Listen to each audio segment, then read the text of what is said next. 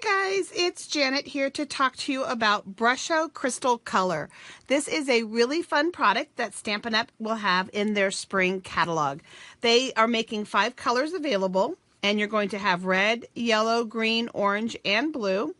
This is a color crystal, very, very deep colors, and there's a lot of fun things that you can do with it. The great thing about Brusho is that there's lots and lots of things that you can do about it, and it's always different. The challenging thing about Brusho is that there's lots and lots of things that you can do about it, and the things are always different. So if you're trying to replicate something, it can be a little challenging because, again, it's always this mystery. It's always going to be a little bit different, and there's so many different ways to use it. In today's video, we're just going to explore 2 simple ways to use it, but I will be doing an entire series on Brusho, giving you lots of other variations and ideas to be thinking about. But I just wanted you to see a little bit of what's coming to get you excited about this product. Again, it's in our spring catalog, debuting January 3rd. So let's go ahead and let's pull our colors out, and let's talk a little bit about some of the additional supplies that you might want to have on hand. First and foremost, you're going to notice that I have push pins in the top of these. It is a very, very fine powder, and so you don't want to open it because it'll just fly everywhere. And the suggestion that was taught to us at convention was to go ahead and just put like a tiny little pinhole in and then shake it out like a shaker. So that's why you have that. I happen to have some colored push pins here at the house and didn't have an orange one, so I just used a little orange dot to help me. So that's preparing the Brusho. Aqua painters are going to help you move the color around. Stampin' Up! Spritzer to put water down. I'm going to be working with a little paint tray just like this. In addition, watercolor paper and different kinds of cardstock and stuff is going to be great. Having some paper towels close by or something else to dab with if you get a little carried away with your water. Painter's tape, and then pieces of cardboard, which I just happened, right here beside me. Something thick like this, and then of course you want to cover your work surface. The 11 by 17 grid paper is great. For those of you who order designer series paper, save the little pieces of paper and then go ahead and use those to work with. So let's just jump right in. What I've done is, and I'm going to start with crumb cake, you're noticing, okay, right on the top. You're going, what? Everybody says watercolor paper. Well, I just want to show you, I've just been playing like crazy with all kinds of fun stuff, and I actually really, really love the Brusho on crumb cake. We have to be careful that we don't look at things as rules. Consider them guidelines for how to use them. So, first and foremost, I've just got a whole bunch of images on glossy. Some are embossed in white, some in silver, some in gold, so that's what we're going to be playing with. Some on crumb cake. I actually even have some on soft sky. If you know, like, for example, your finish size, you want it to be 4 by 3. I encourage you to start with a much larger piece of cardstock because, again, you're not quite sure yet how all the colors are going to run and what the finished piece is going to look like. So don't cut the exact piece that you want. Always go a little bit bigger. Give yourself some room for those colors to run and bleed and look real pretty. I am going to tape it down because we are going to be using a lot of water. And a lot of water is going to cause that card to kind of lift up and buckle, and then it's going to also cause some of that Brusho to run and move and stuff like that. So I am taping it down just for that reason. And in addition then, I'm going to be able to just set this off to the side and allow it to dry, and the tape's going to help hold that. I'm using just that painter's tape, which is going to allow it to easily be lifted off. So I've embossed with white embossing on this image here. And we're going to start just by wetting the image. And I'm going to kind of just spritz around the cross. And now I'm going to take some color and I'm going to just simply shake it out. Brusho reacts with water and it's going to slowly start to develop. Wherever the card is dry, you'll be able to just take a brush and just brush off the Brusho that you're not using. And so you're just simply going to put it on, and then let's just put a little bit of red around this too. You're going to let it start to react, if you can see that happening there. You could always let it run if you want to move it around just by moving your card. In addition, you can come in here with your blender pen and you can move the color around with your wet tip of your blender pen. You can also now at this point, if you want, if it's too wet or you're not happy, whatever, you can blot. You can just kind of blot some of that color off. But it's just going to start to create these beautiful watercolor wash backgrounds. And here's a card my team member Karen Bedronsky made. And you can see where she actually used the orange, the yellow, and the red on watercolor paper. You're going to get more of a bleed, and you'll see that in just a second on watercolor paper. At this point, if you're happy with it, you can go ahead and set it aside to dry. If you decide, like say for example, I'm thinking I'd like a little bit of more red on just over here on this side, so I can just add a little bit more water, and we'll just add a few crystals, and we'll just let it start to kind of do its little magic over here on that side, and we'll let it dry, and then we'll see what it looks like once it's all dry. So what I'm finding on the crumb cake paper, and let me bring out two images that were done on crumb cake that are dry for you, is the white. The contrast is just so amazing. I love how vibrant the white embossing is against that. Our beautiful peacock is one of the free sale-a-bration stamp sets. The cross is from the new Hold On to Hope. And again, just kind of working with those colors. You are going to see, because the paper got wet, it does buckle a little bit, which means that you're going to need to, use some good strong adhesive and a good bit of adhesive when you're starting to build your layers for your cards and everything like that. So that's working with crumb cake of all things, and it was an interesting choice to start with. I'll bet you're going, what? Like, what in the heck was she thinking? So let me see if I have a piece of watercolor. Yep. So this one, you can't see the image on it, but there is an embossed image on this, and this is watercolor paper. And so let's go ahead and tape it down. And you don't actually have to do all four sides. If you think you can get it nice and flat, two pieces will work as well. So with my spritzer, I'm going to go ahead and just kind of spritz right up around the peacock first. And I'm going to be a little traditional. We're going to put some blue down. And you can see I put quite a bit of water, so now it's really, really running. Again, another variant is the amount of water that you lay down. The more water that you put down, the more that it's going to run and bleed and do its beautiful thing. Okay, so that can totally change everything. Now let's go ahead and we'll add a little bit more over in this area. We'll add some pretty little yellows in there. And then I'm going to finish it up with some orange. Let's see if I got enough water up near his tail.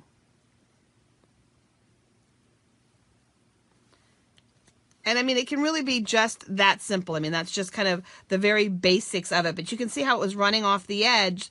So depending on what size I wanted, that's why I started with a much bigger piece. And as always, you can always come in and blot. I tended to find myself what I called blotting too soon and not giving it a chance to develop. I will be honest, when I first started playing with Brusho, I was like, oh my God, I'm a Brusho flunky. This is horrible. This is messy. I'm not sure about this. What am I doing wrong?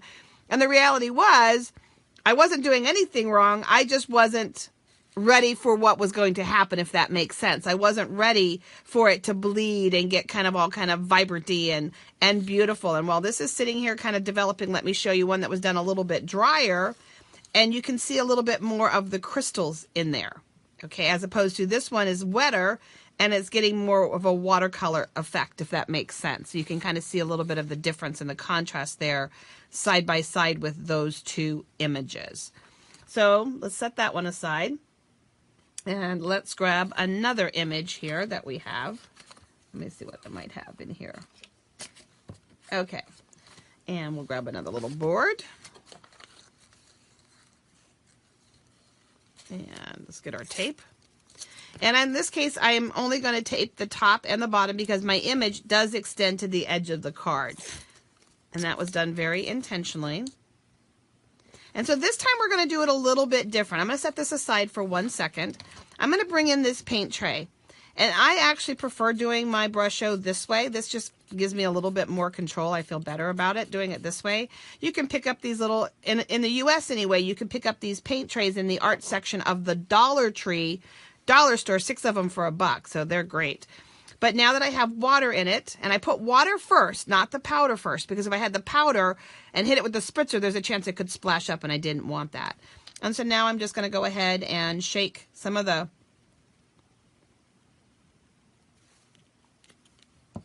colors down into the water. And where's my blue?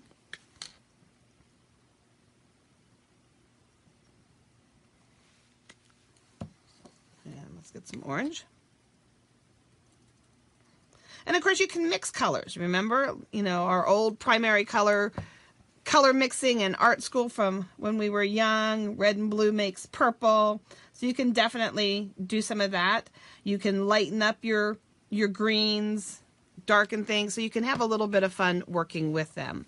So I've got my palette. I'm happy with that. And now, oops, I'm going to go ahead and I'm going to wet my card. Ooh, a little bit of stuff on my fingers is going to add a little bit of red there. Oops. And now I'm going to pick up some of the color and I'm going to kind of intentionally place it around where I want it to be. It's still going to bleed because I put the water down, but instead of sprinkling the crystals on it, I'm actually going to control my placement a little bit with the aqua painter.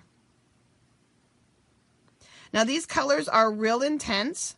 Normally with Stampin' Up! Colors, I find you're able to kind of swish like that and it comes clean.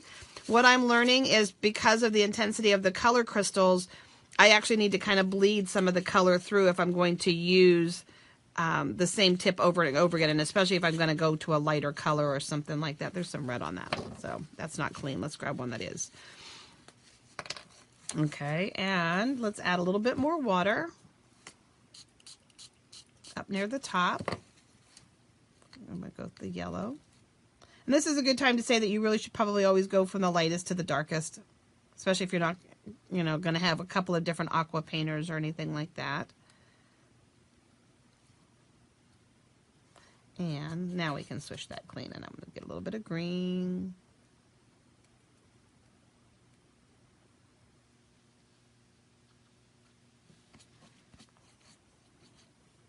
And come in, and I can come in and darken it up a little bit more.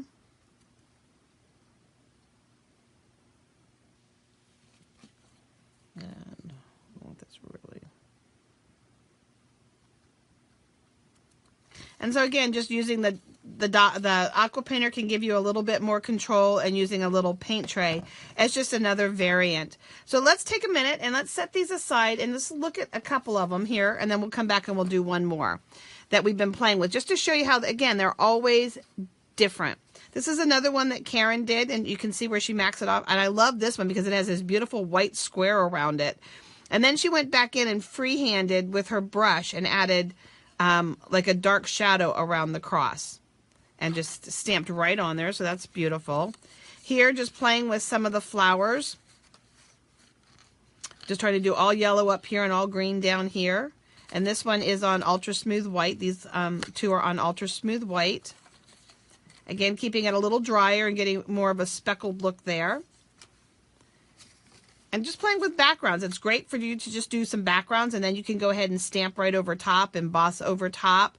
I can stamp now with black ink on it. Here's another one we were playing with. Instead of daubing it, I actually kind of rubbed it just a little bit, and then went back in with some of the colors. I love the colors on that one. Here's a little island scene. This is our beautiful Mountain View stamp set. $1 Million Cheever Connie Heisey designed that one. There's another peacock. I just can't stay away from the peacock. Me and the peacock are just like having ourselves a good time. And you're going to see that I've got lots of samples. One of the best ways that I like experiment and do stuff is I just literally grab a stack of paper, cut it into quarter sheets, or maybe a little bit smaller than that, like maybe 4x3 sizes. And I just embossed a whole bunch of different style images, and I just got to playing. I think that sometimes we want everything to work the moment that we use it, and we want everything to go from concept to finished card. Instead of just enjoying the creativity process, the, ooh, let me spritz this, or ooh, let me do that, and let me see what, you know, what comes of it. And so just grab yourself a stack of paper, stamp a whole bunch of images, and then just start to playing. And it's funny, some of the images I didn't like at first, but then when I came back to them, I was like, ooh, okay. And it was almost like it had to grow on me, that kind of messy pop art look. This one, I don't know if you can see, I can't wait to put a greeting over that, but this is the lace from Southern Serenade. So it's going to be kind of a fun mix there. There's another cross. And, you know, and then every now and then you have what I like to call a fail. the lace didn't emboss well, so we've been calling this the geo card. It kind of looks like a, you know, like some kind of a geology formation, a rock formation of some kind. But just playing again, using greetings, making something pop. See if there's any other fun ones that we've played with. I did find that the red is very, very dark, so I did find that was a little bit more of a challenge for me. The browns in here came from mixing all the colors together. Remember, when you mix all the colors together, you get brown. So that's where the brown came from. And here I was just practicing with the beach scenes, just trying to see if there's a different way to get a good beach scene. There's some clouds, getting ready to add the pretty little rainbow framelits to that one. Here. Again, more backgrounds, cutting that piece out. Look at that. Is that going to be a fun piece to add? And then let me just show you a couple more finished cards that Karen made so that you can see again the concept of where these might go. I think they're going to be pretty as framed art too. But here's the butterfly from the Beautiful Day stamp set. And you start by, instead of spritzing it wet, what we can do is let's bring this in. And I'm not going to tape it down just in the interest of time and all of that. But instead of spritzing it wet, what I can do, and let me just make sure that this is wet, I can go ahead and I can paint the water in where I want it to be. So that's another variation or option for you. And my tip is dirty, but that's okay because we're going to put some green over this. So I'm going to not make the whole thing messy wet. I'm just going to make part of it wet, if that makes sense. And I'm going to try to, oops, there we go. Get a good bit of water exactly where I want it to be. In this case on these stems. And now let's come in and put our powder down. And remember, you can see powder around the edges. That'll all just flick off, okay? I'll be able to brush that off. I do caution you to brush that off into a trash can. You want to be really careful that you're not just brushing it off onto the floor or off to the side on your desk or something like that. So you can lay water down exactly where you want it to be, as Karen did here by laying water first just inside of the butterfly, and then coming back around and adding water to the outside edge and then doing a wash and finishing it up that way. Then here is another one for you.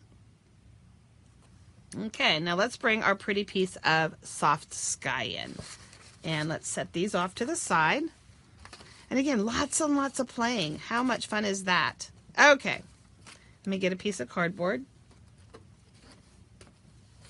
And that wet one that I was working with, the color becomes more pronounced as it dries. Okay, just to show you that. Okay, let's take this one.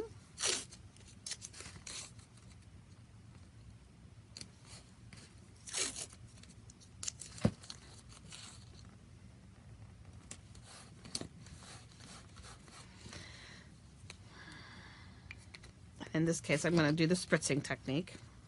Oops. I don't know why I thought that cap needed to come off. Habit, I guess, just reaching for the cap on the... Just going to lay down a bunch of water over this. And I'm going to take blue.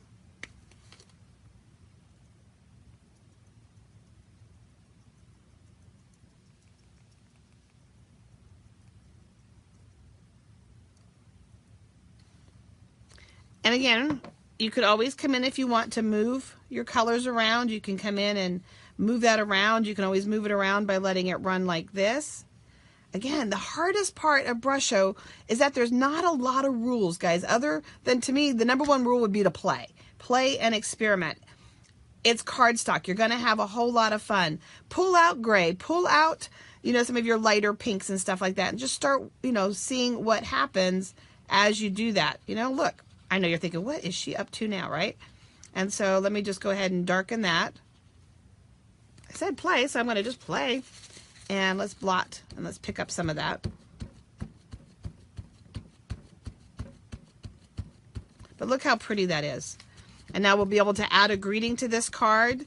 And actually, I had something that I wanted to put on this card. What did I do with it? Oh, no, don't tell me I didn't bring it to the table. I wanted you to go, ooh, look how sharp. Is it here? Maybe not. Oh, well, it wasn't meant to be, I guess. I thought for sure I had grabbed it. I had one of the die cuts from the Celebrate You Thinlits, and the word amazing just, was just waiting to be put over top of this. but I guess I didn't bring it. Let me just double check real quick one more time. It's probably sitting in plain sight. Maybe you guys can actually even see it there where you're at. But no, okay, well, I will post the sample. You will see it on my blog. But look how pretty that is. And again, working with a different colored cardstock as opposed to Whisper White or your Ultra Smooth White, your thick vanillas, your thick whites, your shimmeries. They're all going to absorb water and they're all going to react to the Brusho, and they're going to give you some different looks. So just experiment and take it where you want to go with it and have some fun.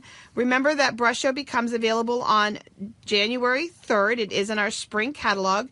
You can find all kinds of details about ordering, about the spring catalog, about our big sale that also begins that day, using all of the links in the YouTube description below. So have some fun with Brusho, guys.